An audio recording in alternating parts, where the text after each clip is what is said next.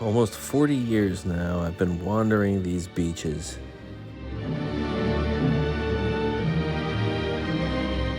Well, will today finally be the day?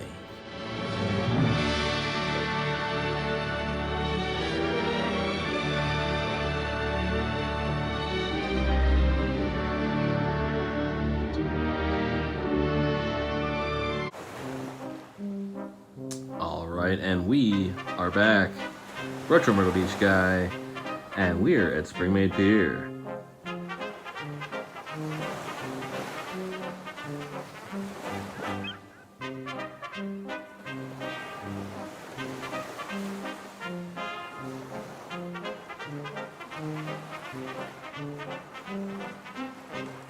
So, being after Labor Day, some of the rules down here on the beach have changed. For instance, tents are now permissible.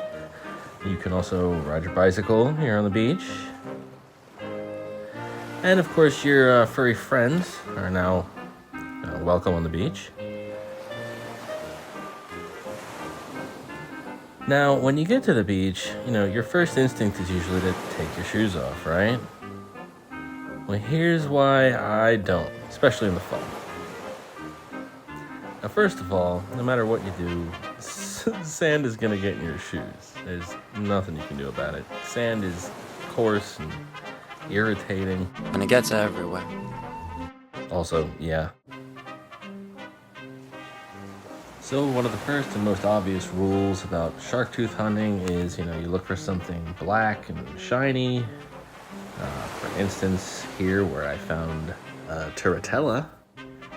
Now this is a very common fossil that you'll find down here. It looks kind of like a little corkscrew. It's from a snail, actually. It's the fleshy part of a snail. So this is how they look if you dig them up. That's how they look when they were alive. Most of the time they look something like this. And while I can find fossil after fossil out here, I can never find shark teeth. I have literally not ever found a shark tooth on my own in, almost 40 years of looking. This is my grandmother and teaching me. She was a master at finding shark teeth, teaching me since I was in diapers how to find shark teeth. And I never find one. Meanwhile, I sit on Facebook all day and I just see tourist after tourist posting these pictures, finding shark teeth. Oh, look, I just got here 30 minutes ago and I found a shark tooth. Oh, I just went down to the beach and look what I found. Kids, look at this. And all I want is just one. I just want to find one shark tooth. 40 years I've been looking. I'm down there all the time. How come I never get to find a shark tooth? Everyone else in the world is finding shark teeth except for me. And what have I done wrong? I'm good to the city. I'm good to the ocean. I cut up those little rings that come with the soda cans. I crush my tin cans before I throw them away. I do all the stuff I'm supposed to do. How come I can't find one freaking shark tooth?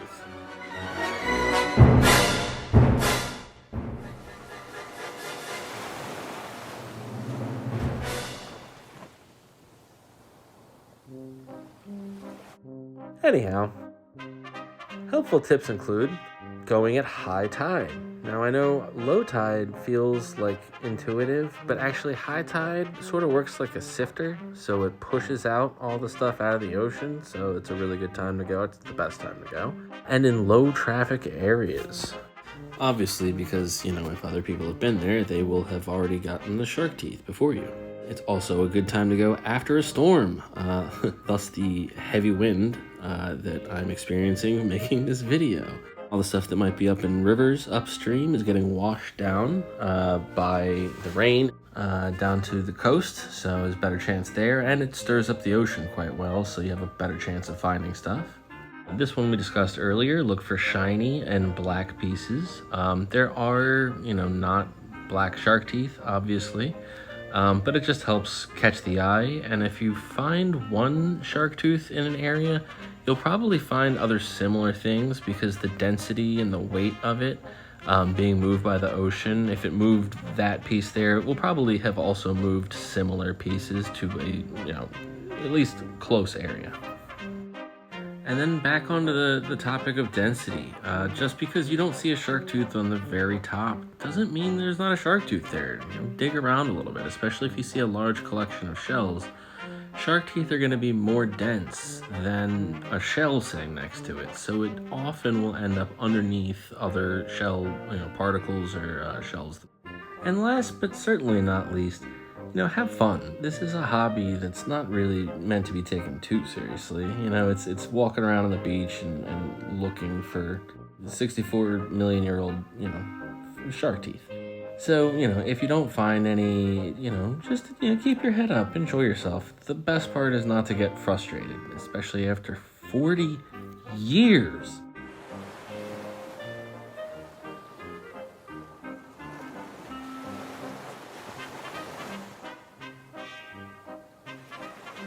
So another part of this whole experience is knowing exactly where you should look to begin with.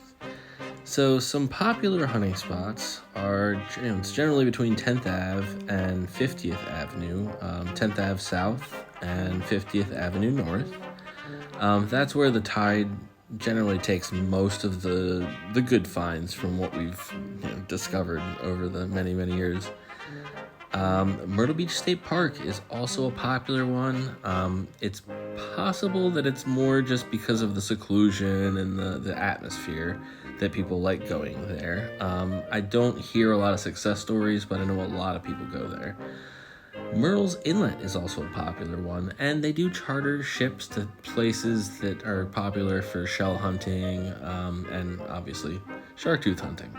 And while on the subject of hunting, Huntington State Park is another popular one, although as with Myrtle Beach State Park, I suspect it's kind of more for the atmosphere and seclusion than necessarily the quality or quantity of finds. From what I hear, Myrtle Beach between 10th Avenue South and 50th Ave is your best bet. So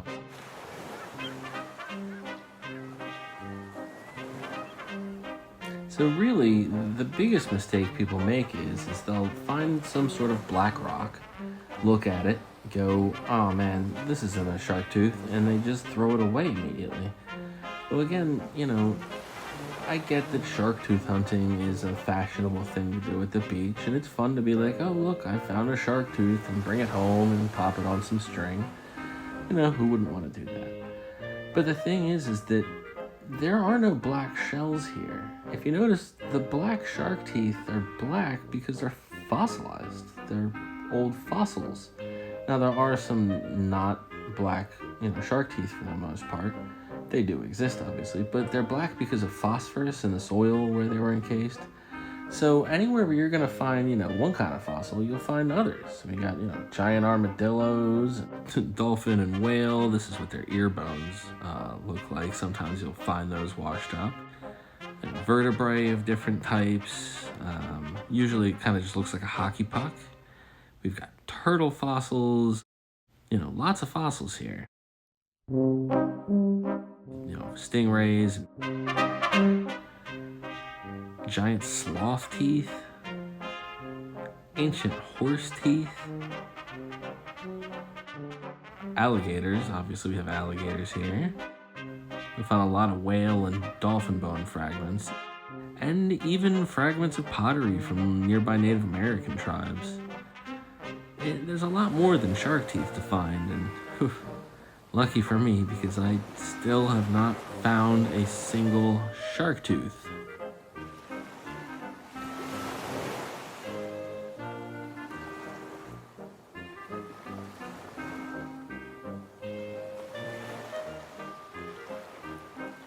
These skies also don't look super inviting, so we're gonna head back to where we're parked.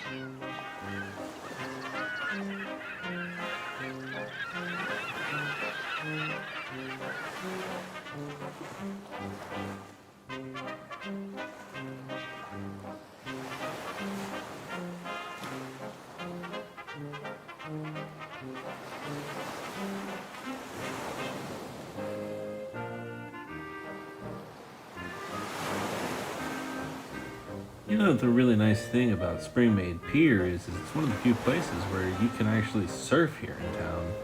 And with the rough weather and rough seas, you can be sure our surfers are taking advantage. No doubt preparing for the upcoming Carolina Cup Pro-Am surf competition.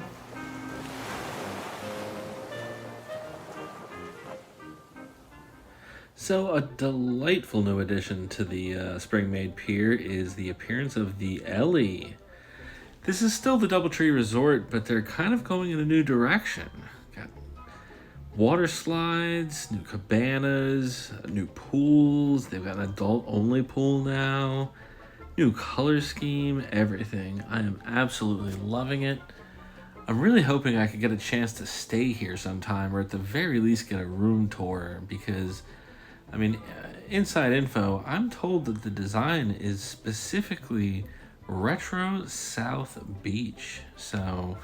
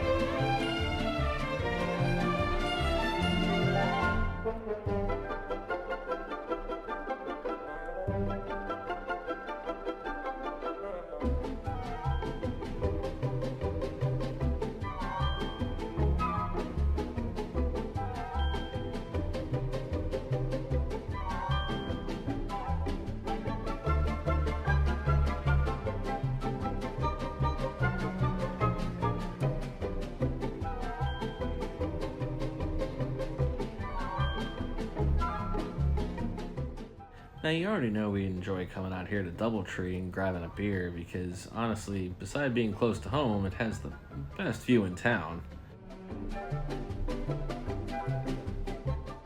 And what better way to enjoy that than with Grand Strand Brewing's brand new Salty Golfer Pineapple Blonde, inspired by local Instagrammer The Salty Golfer.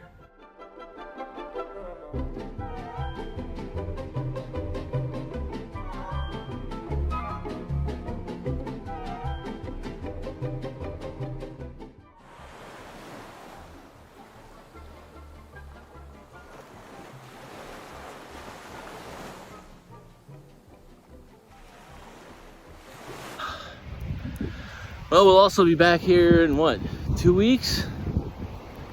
Shriner Week, baby. Yeah, most of the convention events happen here. The marketplace will be here. We're gonna try to sneak into the marketplace again, steal the ancient secrets.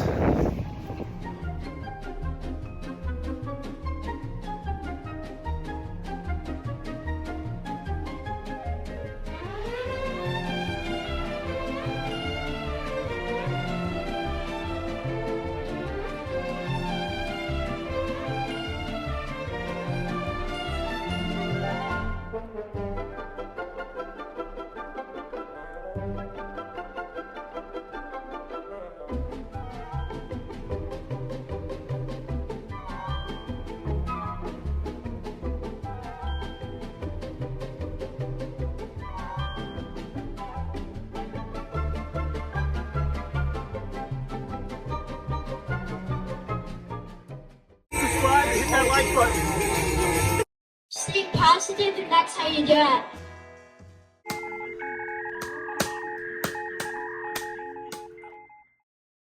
The sea was angry that day, my friends.